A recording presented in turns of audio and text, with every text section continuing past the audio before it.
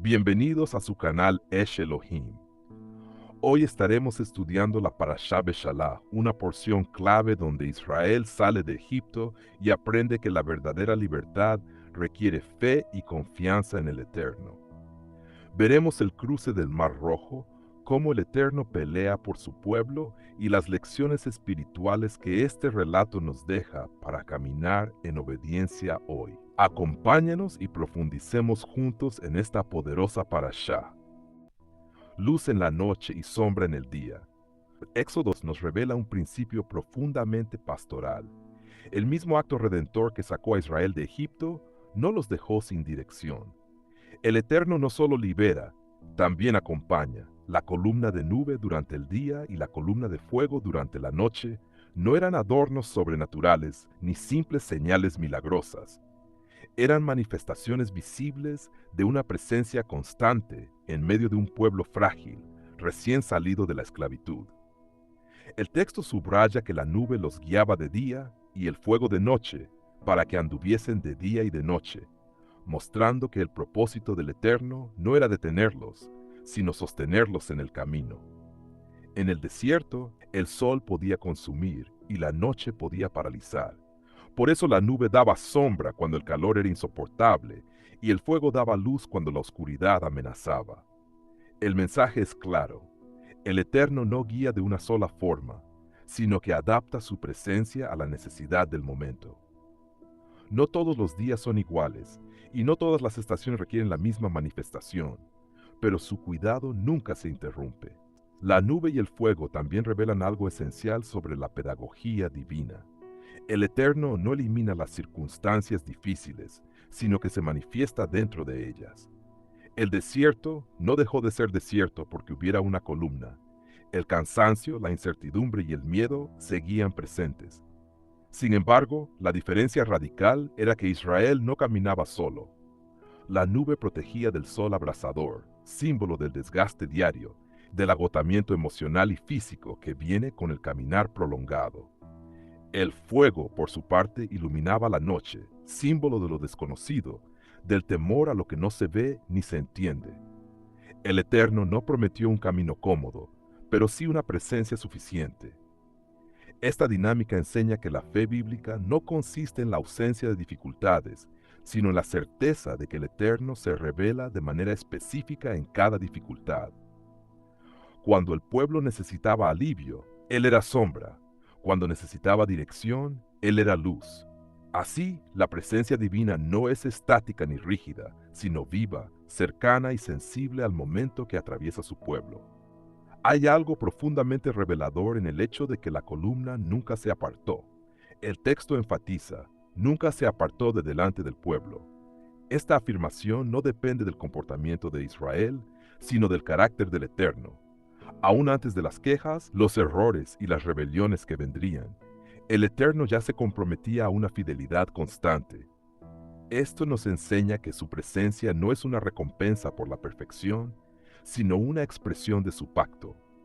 La nube y el fuego iban delante, no detrás, no empujaban al pueblo desde el pasado, sino que los atraían hacia el futuro. Esto transforma nuestra comprensión de la guía divina. No es un mapa detallado del camino, sino una presencia que se mueve y llama a avanzar. Israel no sabía a dónde iba, pero sabía con quién iba. En la noche, cuando no se podía ver el camino, el fuego bastaba. En el día, cuando el cansancio podía hacerlos detenerse, la nube bastaba. La suficiencia del Eterno reemplazaba la necesidad de entenderlo todo. Este pasaje también confronta nuestra tendencia a querer una sola forma de guía. Muchas veces esperamos que el Eterno actúe siempre como fuego, con respuestas claras, visibles y contundentes. Pero hay temporadas donde Él se manifiesta como nube, silencioso, protector, sin dar demasiados detalles. Ambas manifestaciones son igualmente divinas. El error humano es confundir silencio con ausencia y sombra con abandono. Israel aprendió que tanto la nube como el fuego provenían del mismo Eterno y cumplían el mismo propósito: guiar. En el desierto, la dependencia era diaria. No podían adelantarse a la nube ni quedarse atrás.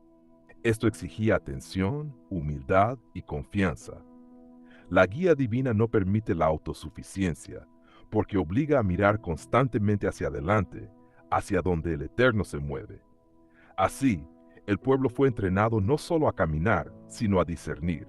La fe madura no es la que siempre ve claramente, sino la que sigue fielmente aun cuando solo hay una luz suficiente para el siguiente paso. La columna también establece un contraste poderoso con Egipto. En Egipto había seguridad aparente, estructura y previsibilidad, pero no había presencia. En el desierto había incertidumbre, pero había comunión. El Eterno estaba enseñando que su presencia vale más que cualquier estabilidad artificial. La nube y el fuego se convirtieron en el centro de la vida del pueblo. Cuándo moverse, cuándo detenerse, cuándo avanzar. Esto redefine el concepto de libertad. Israel ya no era esclavo de Faraón, pero tampoco era autónomo. Ahora dependía voluntariamente del Eterno. La verdadera libertad bíblica no es independencia absoluta, sino correcta dependencia. Caminar bajo la nube y el fuego significaba aceptar que no se vive por vista, sino por confianza. El pueblo aprendía que no necesitaba controlar el camino mientras el Eterno lo guiara. Esta lección sigue siendo profundamente relevante. Muchas veces queremos salir de Egipto, pero no queremos aprender a caminar bajo la nube. Queremos redención sin proceso, libertad sin dependencia, destino sin desierto. Finalmente, este pasaje nos revela el corazón pastoral del Eterno. Él no se limita a dar órdenes desde lejos, Él camina delante de su pueblo. La nube y el fuego no eran símbolos abstractos, sino expresiones cercanas de un Dios que acompaña. De día y de noche, en lo visible y en lo oculto, su presencia estaba asegurada. El mensaje es profundamente consolador. No hay momento del día ni etapa de la vida donde el pueblo del Eterno quede sin guía. Cuando hay claridad, Él protege. Cuando hay oscuridad, Él ilumina. Cuando el camino quema, Él cubre. Cuando el temor paraliza, Él alumbra. La constancia de su presencia es la base de la esperanza. Israel no sabía cuánto duraría el desierto, pero sabía que la columna no se iría.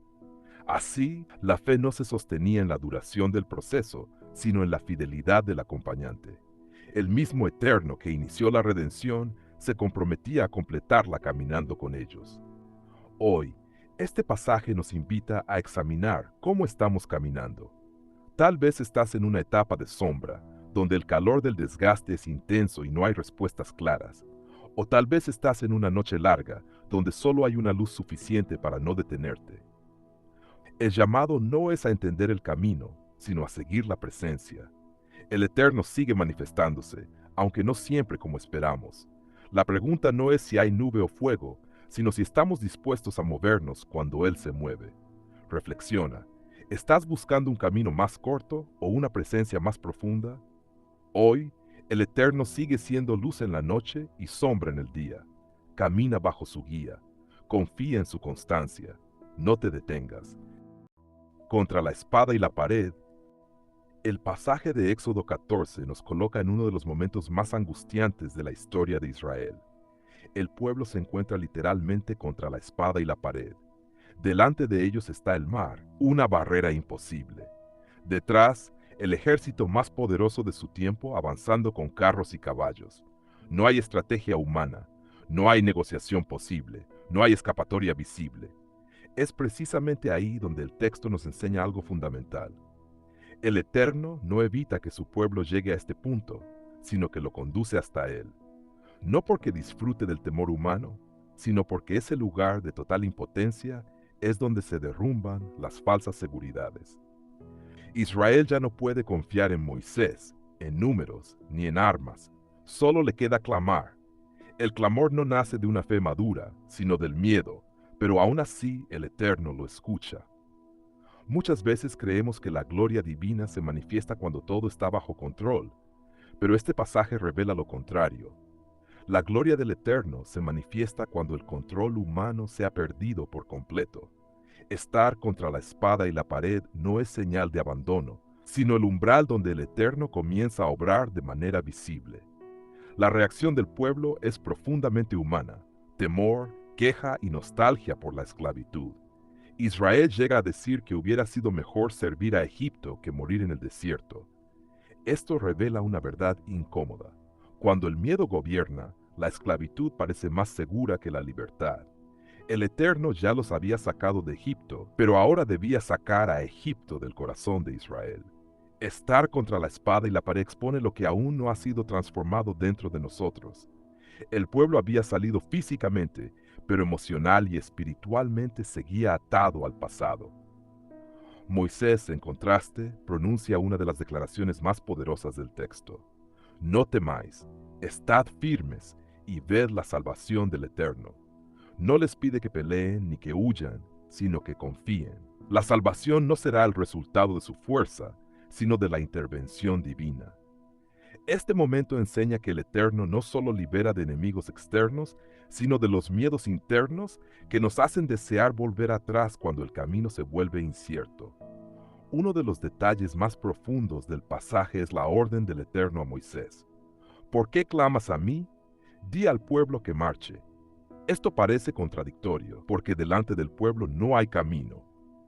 Sin embargo, aquí se revela una lección central. La fe verdadera no espera ver el camino abierto para avanzar.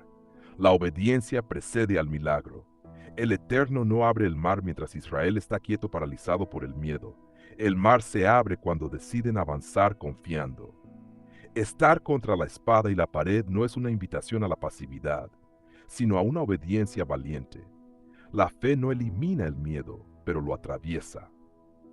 Muchas veces esperamos que el Eterno quite primero el obstáculo para luego obedecer. Pero este texto invierte el orden, obedece, y entonces verás la salvación. El mar no se abre para espectadores, se abre para caminantes. Este principio atraviesa toda la Escritura. El Eterno responde a una fe que actúa, aun cuando no entiende completamente cómo se manifestará la salida. La manifestación de la gloria del Eterno no solo consiste en abrir el mar, sino en cómo protege a su pueblo en medio del proceso. La columna de nube se mueve y se coloca entre Israel y Egipto. Para unos es luz, para otros oscuridad. Esto nos enseña que la presencia del Eterno nunca es neutral. Revela, protege y juzga al mismo tiempo. Mientras Israel camina de noche con claridad, el enemigo queda confundido y detenido. El pueblo no pelea, no se defiende, no negocia. El Eterno mismo se interpone. Estar contra la espada y la pared no significa estar desprotegido. Aun cuando el enemigo parece cerca, hay una barrera invisible que solo el Eterno puede levantar. Este acto reafirma que la batalla no pertenece al pueblo, sino al Eterno. Israel avanza sin armas, porque la victoria no depende de ellos. El mensaje es claro. Cuando el Eterno pelea, el enemigo puede ver, pero no puede tocar. Puede gritar, pero no puede avanzar. La gloria divina se manifiesta también en la protección silenciosa que muchas veces no percibimos. Cuando finalmente el pueblo entra en el mar en seco, el milagro se vuelve completo. El camino que no existía aparece, y las aguas se convierten en muros. El mismo mar que representa peligro se transforma en senda de salvación. Aquí se revela un principio profundo. Aquello que parece diseñado para destruirte puede convertirse en el medio de tu liberación cuando el Eterno interviene. El enemigo, cegado por su orgullo, decide seguir el mismo camino, sin discernir que el mar no fue abierto para él. Esto nos enseña que no todos los caminos abiertos son para todos. El Eterno permite que Egipto avance solo para manifestar su juicio. La gloria del Eterno no solo salva, también establece justicia. El pueblo de Israel no levanta una espada. La derrota del enemigo ocurre sin esfuerzo humano. Así, el Eterno sella la liberación de una manera irreversible.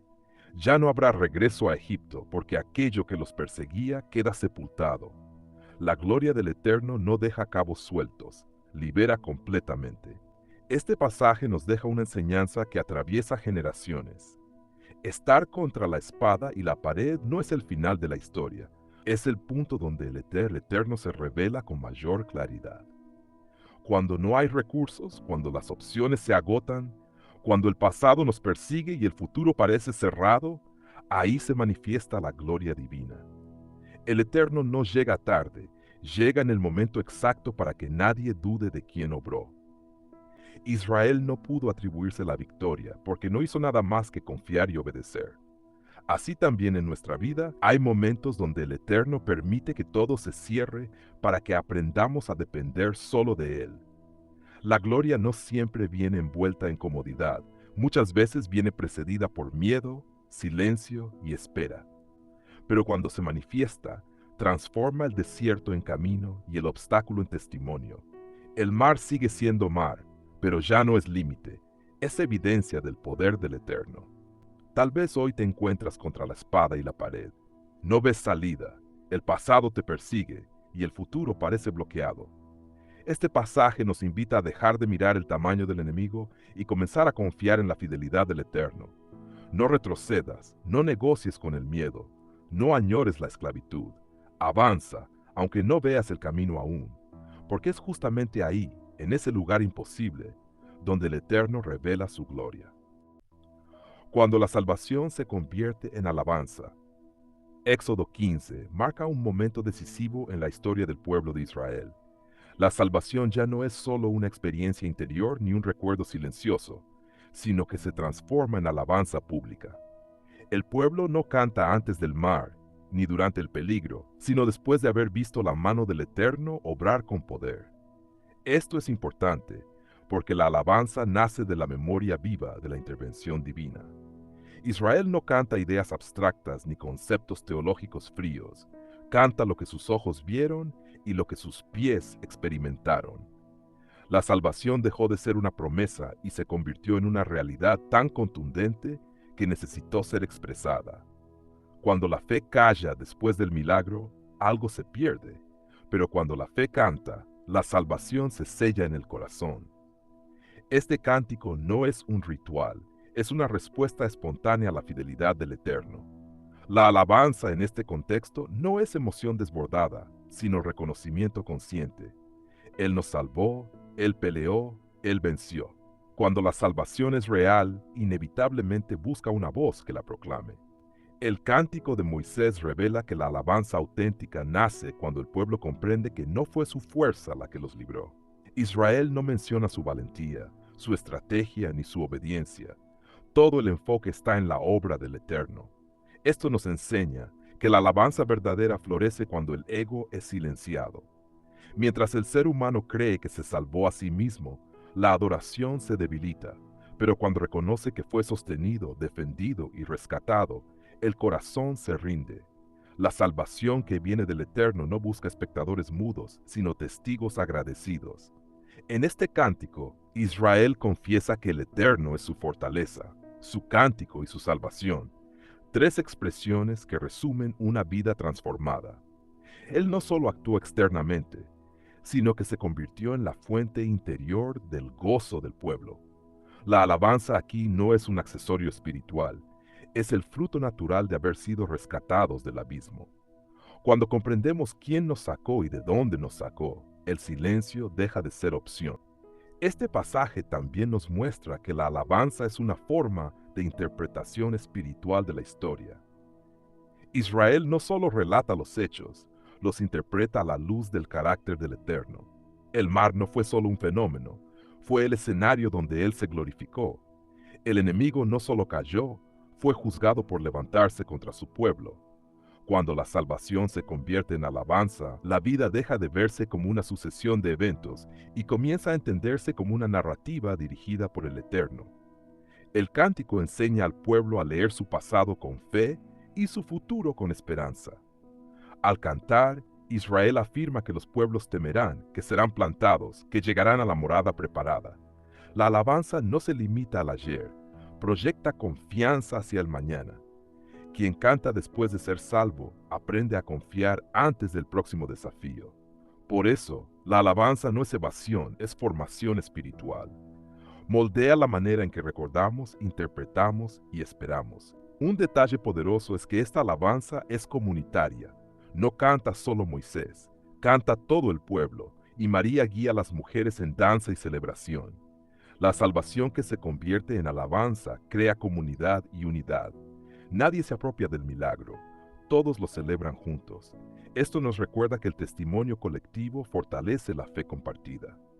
Cuando una comunidad recuerda junta lo que el Eterno ha hecho, se vuelve espiritualmente más resistente.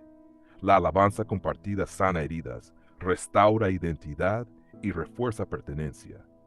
Israel ya no es un grupo de esclavos escapando, sino un pueblo redimido que proclama con una sola voz. La alabanza también transmite fe a la siguiente generación, porque lo que se canta, se recuerda. El cántico se convierte en una herencia espiritual. Así, la salvación no queda atrapada en una experiencia personal, sino que se transforma en una historia viva que edifica a todos. Este cántico declara algo esencial. El Eterno reina para siempre. La salvación no fue un evento aislado, sino una manifestación de su gobierno eterno. Cuando la salvación se convierte en alabanza, el corazón reconoce autoridad, soberanía y fidelidad. Israel entiende que si el Eterno pudo vencer al poder más grande de su tiempo, también puede guiar su futuro. La alabanza fortalece la confianza en el carácter del Eterno, no solo en sus obras. El pueblo no solo celebra lo que hizo, sino quién es. Esta distinción es clave, porque cuando la fe se apoya solo en experiencias, se debilita, pero cuando se apoya en el carácter del Eterno, permanece firme. La alabanza reafirma que Él es incomparable, santo y poderoso. En medio de un mundo lleno de dioses falsos y poderes temporales, el cántico proclama una verdad eterna. No hay nadie como Él. Finalmente, este pasaje nos enseña que la alabanza es una forma de descanso espiritual. Después del caos, el pueblo se detiene a cantar. No siguen corriendo, no siguen luchando, descansan en la victoria del Eterno. Cuando la salvación se convierte en alabanza, el alma aprende a soltar el miedo. El cántico reemplaza el clamor desesperado por una confianza serena. La alabanza no niega las dificultades futuras, pero afirma que el mismo que salvó seguirá guiando. Israel aún no llega a la tierra prometida, pero ya canta como pueblo libre. Esto nos recuerda que no necesitamos tener todo resuelto para alabar, basta con saber quién va delante de nosotros. La alabanza es la evidencia de una fe que ha entendido la salvación. Hoy la pregunta no es si has escuchado sobre la salvación, sino si esa salvación ya se ha convertido en alabanza en tu vida. ¿Sigues hablando solo del problema o ya estás proclamando lo que el Eterno ha hecho? La fe madura cuando aprende a cantar después del mar, cuando recuerda sin miedo y adora sin reservas. Tal vez no estás donde esperabas estar, pero si has sido rescatado, hay motivo para alabar. Permite que tu memoria despierte tu adoración y que tu adoración fortalezca tu esperanza. No calles lo que el Eterno ha hecho por ti, que tu salvación tenga voz. La murmuración como síntoma de una fe inmadura. El desierto de Sin no es solo un lugar geográfico, es un espacio espiritual donde queda expuesto el verdadero estado del corazón. Israel ya había visto milagros innegables, el mar rojo abierto, el enemigo derrotado, la liberación total de la esclavitud. Sin embargo, bastaron unos días de escasez para que la murmuración brotara con fuerza. Esto nos enseña que los milagros no sustituyen el proceso de madurez espiritual. La fe inmadura depende de lo que ve y siente en el momento. Cuando hay abundancia, alaba, pero cuando llega la prueba se queja. El pueblo no duda de la existencia del Eterno, duda de su cuidado continuo. La murmuración revela una fe que aún no ha aprendido a descansar. No es una rebelión abierta, es algo más sutil, una inconformidad constante que erosiona la confianza. El desierto saca a la luz lo que Egipto dejó sembrado en el corazón.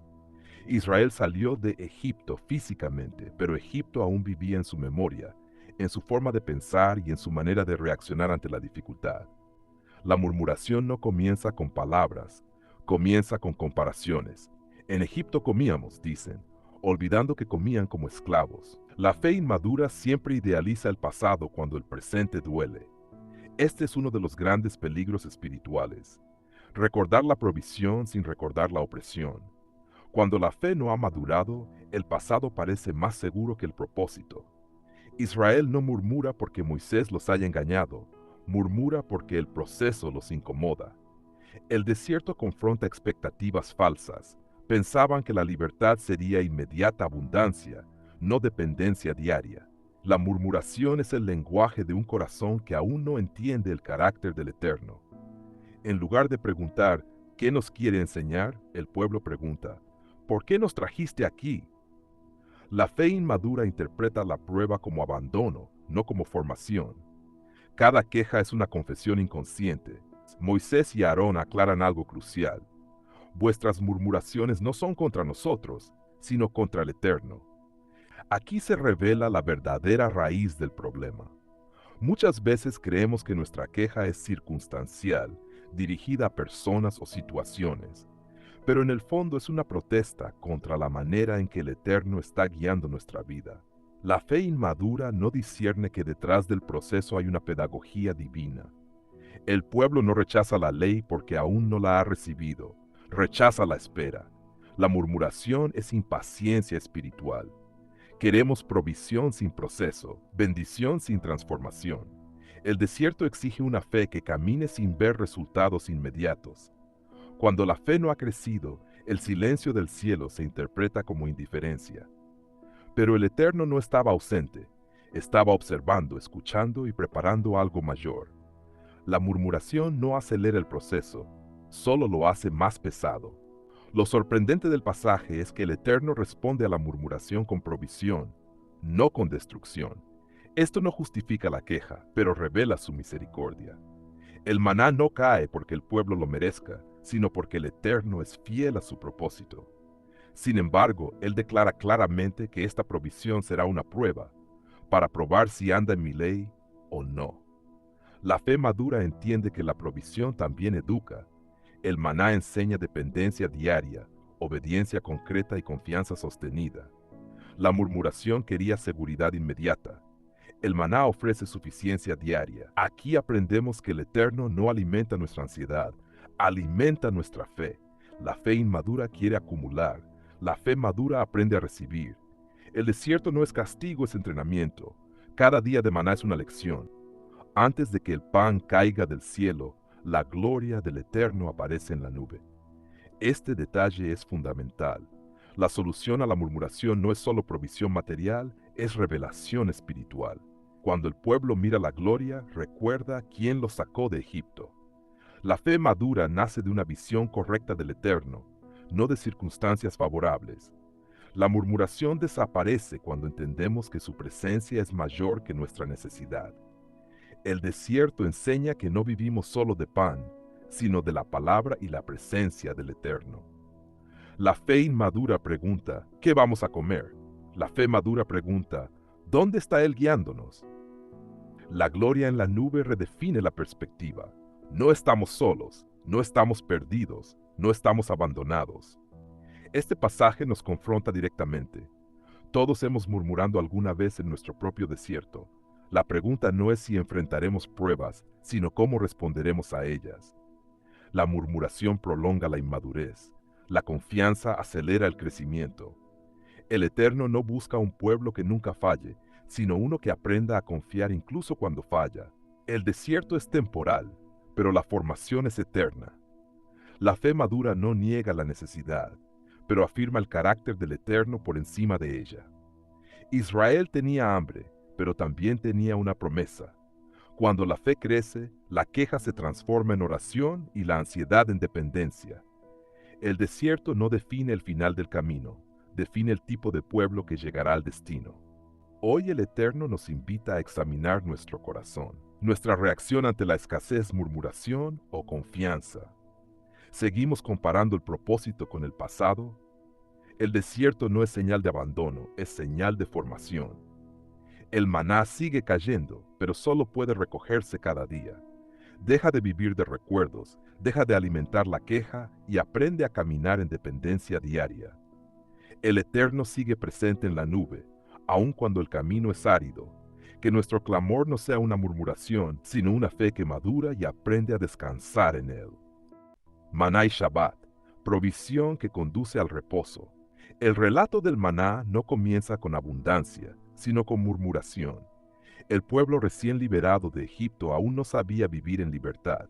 Su corazón seguía esclavo del miedo y de la urgencia. En ese contexto, el Eterno decide proveer pan del cielo, no solo para alimentar cuerpos, sino para reeducar corazones. El maná cae cada mañana con una instrucción clara: recoger únicamente lo necesario para ese día. Esta orden confronta directamente la ansiedad humana, esa necesidad de acumular para sentir control. El Eterno no quería que Israel aprendiera a depender del almacenamiento, sino de su fidelidad diaria. Aquí vemos una verdad profunda. La provisión del Eterno no busca generar autosuficiencia, sino confianza. Cada amanecer con maná era una invitación a creer que el mismo que proveyó ayer volvería a hacerlo mañana. Antes de enseñar reposo, el Eterno enseña dependencia. No se puede descansar verdaderamente si no se ha aprendido primero a confiar. El maná no solo caía sobre el desierto, caía sobre la incredulidad, la ansiedad y la memoria distorsionada de un pueblo que aún idealizaba la esclavitud cuando el camino se volvía difícil. El punto culminante de esta provisión aparece en el sexto día, cuando el Eterno ordena recoger una doble porción. Esta instrucción rompe la lógica aprendida durante la semana. Ahora sí se puede guardar, ahora sí el pan no se corrompe. ¿Por qué? Porque el propósito no es el control humano, sino el reposo santo. El Shabbat no surge como una carga, sino como un regalo sostenido por la provisión previa del Eterno. Antes de pedir descanso, Él garantiza sustento. Este detalle revela una verdad poderosa. El reposo no es irresponsabilidad espiritual, es un acto de fe. Israel debía creer que al detenerse no perdería nada. El Shabbat confronta la idea de que todo depende del esfuerzo continuo. El Eterno enseña que hay momentos donde obedecer significa detenerse, confiar y recibir. El maná del sexto día no se aguzana porque está alineado con la voluntad divina. Cuando la provisión se vive dentro del diseño del Eterno, deja de ser motivo de temor y se convierte en fuente de paz. El reposo verdadero solo es posible cuando se cree que el Eterno sigue obrando incluso cuando nosotros nos detenemos. Sin embargo, el texto nos muestra que no todos comprendieron esta enseñanza. Algunos salieron a recoger en el séptimo día y no hallaron nada. Esto no fue un castigo arbitrario, sino una lección reveladora. La provisión no se fuerza fuera del tiempo del Eterno. El Shabbat expone la dificultad humana para soltar el control. Aún con la promesa clara, hubo quienes prefirieron confiar en su propio esfuerzo antes que en la palabra del Eterno. Aquí el reposo se revela como una disciplina espiritual profunda, no como simple inactividad. Descansar implica creer que el Eterno es suficiente. El maná enseña que no todo tiempo es tiempo de recoger. Hay momentos designados para confiar y permanecer. El Eterno no pregunta, ¿por qué no recogieron?, sino, ¿hasta cuándo no querréis guardar mis mandamientos? La desobediencia no estaba en la falta de actividad, sino en la incapacidad de confiar. El reposo no es ausencia de fe, es su máxima expresión. Quien descansa correctamente declara con su vida que el sustento no depende de su esfuerzo, sino de la fidelidad del Eterno. El vínculo entre maná y Shabbat nos revela el carácter del Eterno como proveedor integral. Él no solo satisface necesidades físicas, sino que protege el alma del desgaste constante. En Egipto, el pueblo trabajaba sin descanso. Ahora el Eterno les enseña un ritmo nuevo, provisión seguida de reposo. El Shabbat es una ruptura con la mentalidad de esclavitud. Ya no se vive para producir, se vive porque el Eterno provee. El maná del cielo redefine el valor del tiempo. Hay días para recoger y días para confiar. Esta enseñanza sigue siendo vigente, porque muchas veces el creyente vive agotado no por falta de provisión, sino por falta de reposo en la palabra del Eterno. El desierto se convierte en escuela y el pan del cielo en lección diaria. El Eterno no apresura este proceso. Lo repite 40 años hasta que el reposo se vuelva parte de la identidad del pueblo. Aprender a detenerse es tan importante como aprender a avanzar. Sin reposo, la provisión se vuelve carga. Con reposo se convierte en bendición. Este pasaje también nos confronta con una pregunta profunda. ¿Qué hacemos con lo que el Eterno nos da? El maná guardado fuera de tiempo se corrompía, pero el guardado conforme a su palabra permanecía intacto. No es la provisión lo que falla, es la manera en que se administra fuera de la obediencia. El Shabbat ordena la vida y le da sentido al esfuerzo. Nos recuerda que no todo lo que podemos hacer debemos hacerlo. El Eterno establece límites no para restringir, sino para preservar. En un mundo marcado por la prisa, el maná y el Shabbat proclaman una verdad contracultural. Detenerse también es obedecer. El reposo no es pérdida, es confianza. El pueblo debía aprender que el Eterno no se ausenta cuando ellos descansan. Al contrario, su fidelidad se manifiesta con mayor claridad cuando el ser humano deja de intentar controlarlo todo. El maná no caía en el séptimo día porque ya había sido dado antes.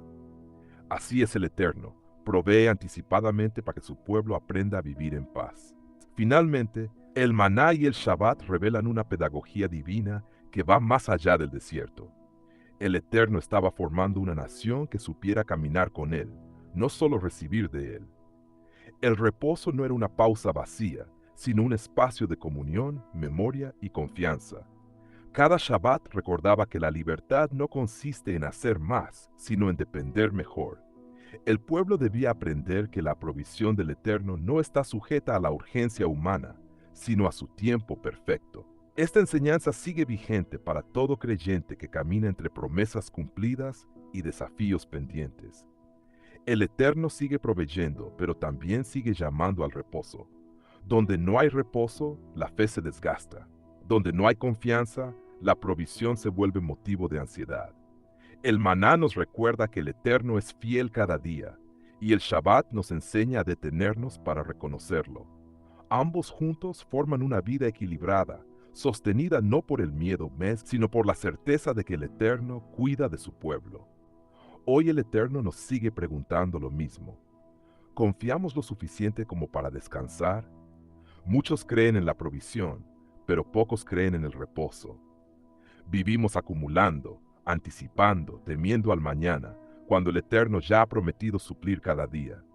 El maná nos confronta con nuestra ansiedad, el Shabbat con nuestra falta de fe. Tal vez no estás en el desierto, pero tu corazón sigue cansado porque no has aprendido a detenerte delante del Eterno.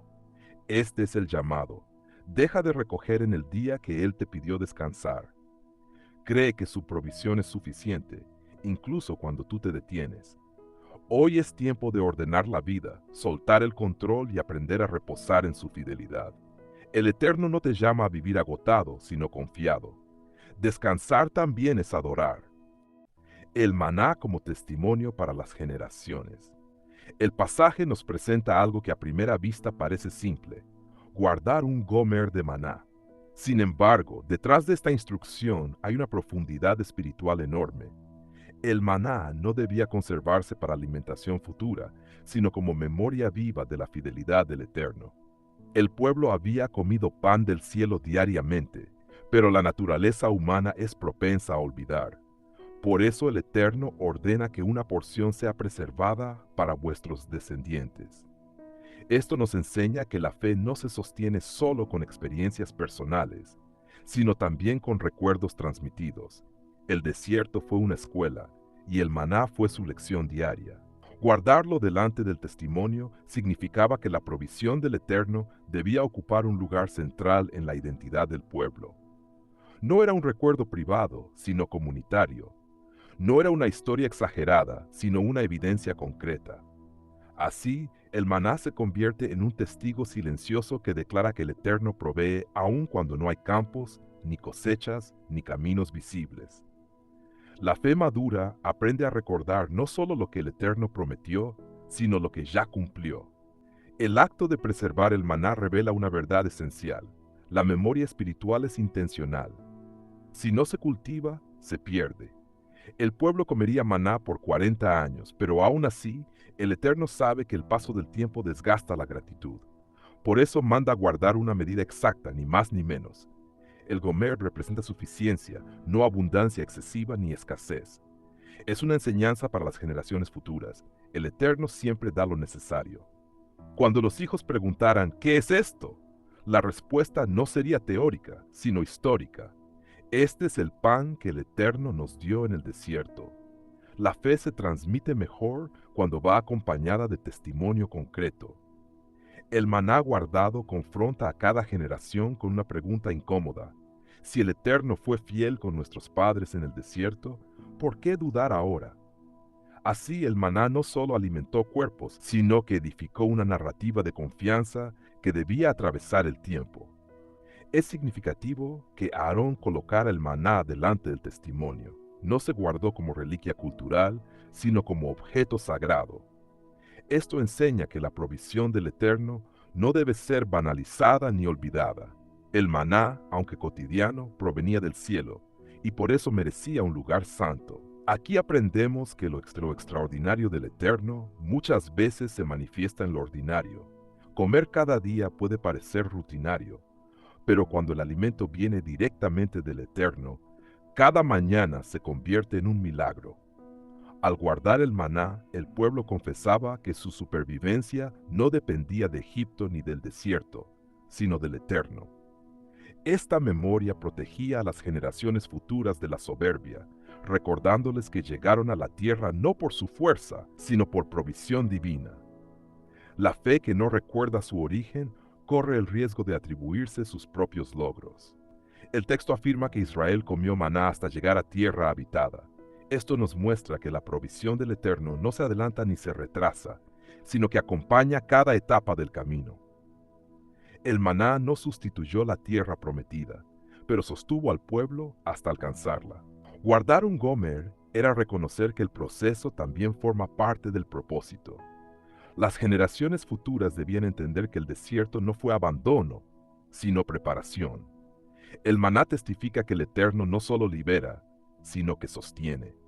No solo abre el mar, sino que alimenta en la travesía. Este testimonio confronta la impaciencia humana y enseña a confiar en los tiempos del Eterno.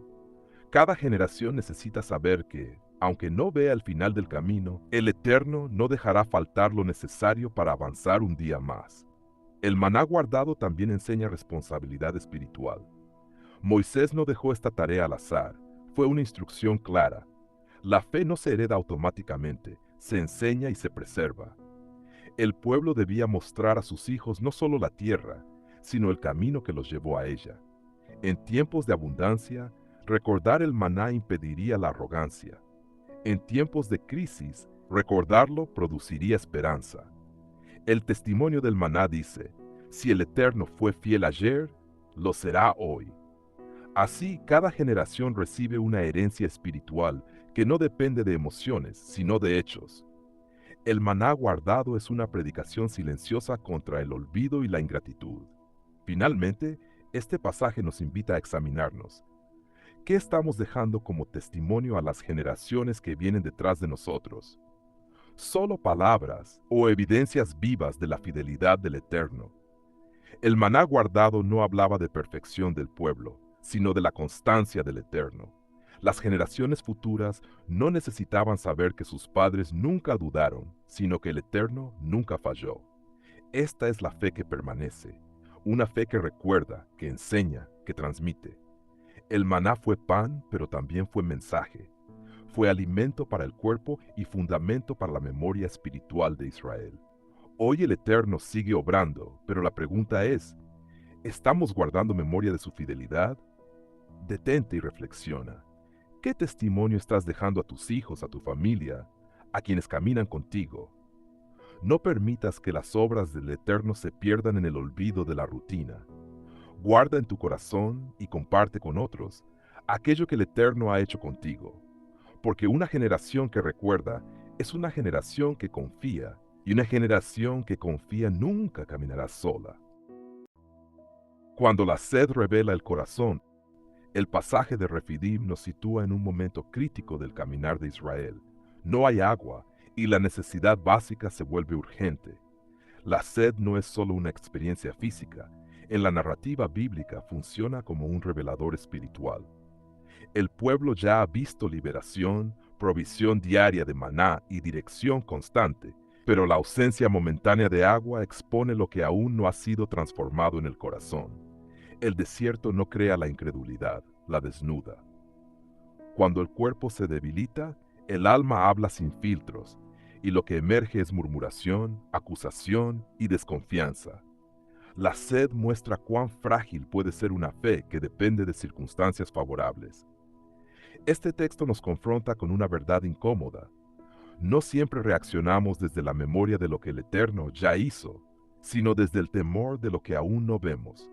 Refidim se convierte así en un espejo espiritual donde cada generación puede verse reflejada. La pregunta no es si tendremos sed, porque la tendremos. La pregunta es qué revelará esa sed acerca de nuestro corazón y de la calidad de nuestra confianza. La reacción del pueblo es directa y dura. Altercan con Moisés y en realidad ponen a prueba al Eterno. No piden agua con humildad, exigen, reclaman y acusan.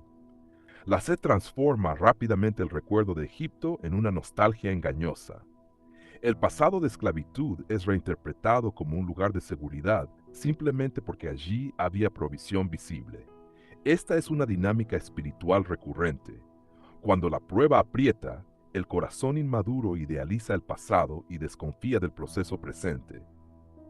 El problema no es la falta de agua, sino la falta de perspectiva. El pueblo no pregunta, ¿qué está enseñándonos el Eterno?, sino ¿por qué nos trajiste aquí para morir?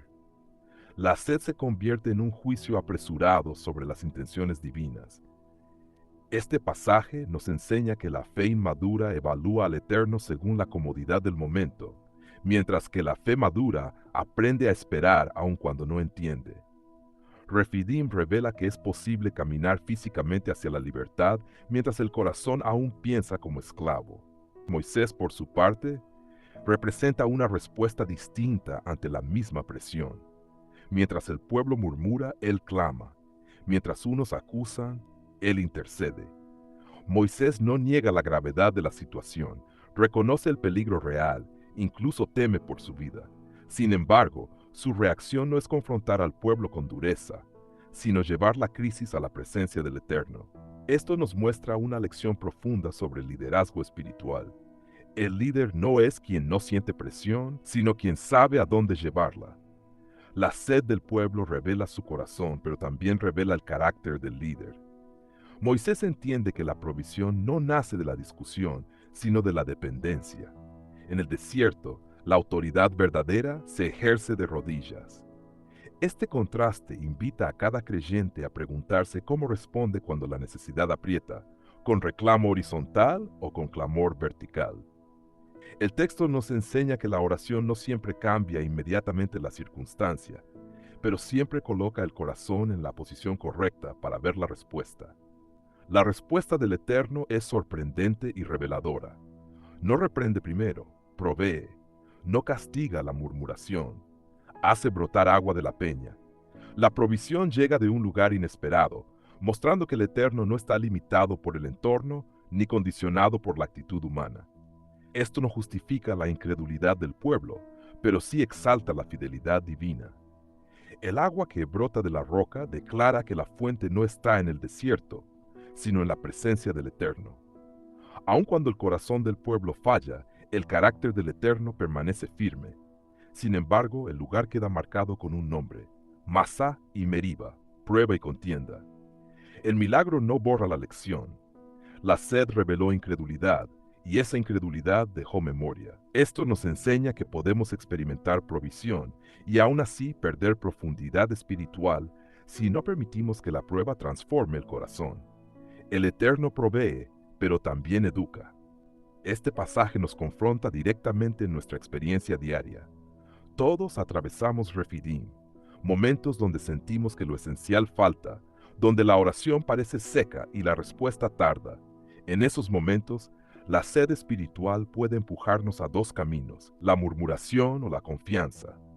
La murmuración desgasta el alma y distorsiona la memoria. La confianza, aunque silenciosa, prepara el terreno para la provisión. La pregunta, ¿está el Eterno entre nosotros o no?, sigue resonando hoy. No porque el Eterno sea ausente, sino porque nuestra percepción se nubla cuando el sufrimiento ocupa el centro. Este texto nos invita a reinterpretar la prueba no como abandono, sino como revelación. El desierto no es señal de ausencia divina, sino de formación. La sed, bien entendida, puede convertirse en una oportunidad para profundizar la fe y aprender a depender no de lo visible, sino de la fidelidad probada del Eterno. Finalmente, Refidim nos enseña que la transformación del corazón es un proceso más largo que la provisión de una necesidad. El agua calmó la sed del cuerpo, pero la lección debía calar en el alma. El Eterno acompaña al pueblo aun cuando éste duda, mostrando que su presencia no depende de nuestra perfección, sino de su propósito. Sin embargo, cada prueba deja una marca, o endurece el corazón o lo madura. Este pasaje nos llama a revisar nuestras reacciones, no solo nuestras circunstancias. La sed es inevitable, pero la respuesta es una elección. Cuando aprendemos a llevar nuestra necesidad al Eterno, en lugar de usarla como argumento contra Él, el desierto se convierte en escuela y no en tropiezo. Refidim no fue el final del camino, pero sí un punto decisivo de aprendizaje. Así también, nuestras pruebas actuales pueden ser lugares de contienda o espacios de revelación, dependiendo de lo que la sed saque a la luz dentro de nosotros. Hoy el desierto puede tener otro nombre, pero la sed sigue cumpliendo la misma función: revelar el corazón. Tal vez no te falta agua, pero te falta claridad, paz, dirección o respuesta. La pregunta no es si el Eterno está contigo, sino desde dónde estás interpretando tu situación, desde el temor o desde la memoria de su fidelidad. Este pasaje nos invita a dejar la murmuración y aprender el lenguaje del clamor, a reconocer que la prueba no es evidencia de abandono, sino una oportunidad para crecer en confianza. Permite que la sed no te lleve a la queja, sino a la dependencia. Hoy es tiempo de revisar el corazón, ajustar la mirada y recordar que la roca sigue estando allí, aun cuando el desierto parece seco. Que nuestra sed nos lleve más profundo, no más lejos del Eterno. Hemos visto cómo en la Parashá Beshalach, el pueblo de Israel aprendió que, aun cuando el camino parece cerrado, el Eterno sigue guiando y peleando por los suyos. Esta porción nos recuerda que la fe no se trata solo de ver milagros, sino de aprender a confiar y obedecer día a día. Que esta enseñanza fortalezca nuestro caminar y nos anime a depender plenamente del Eterno, incluso en medio del desierto. Gracias por acompañarnos en Esh Elohim. Shalom y hasta la próxima enseñanza.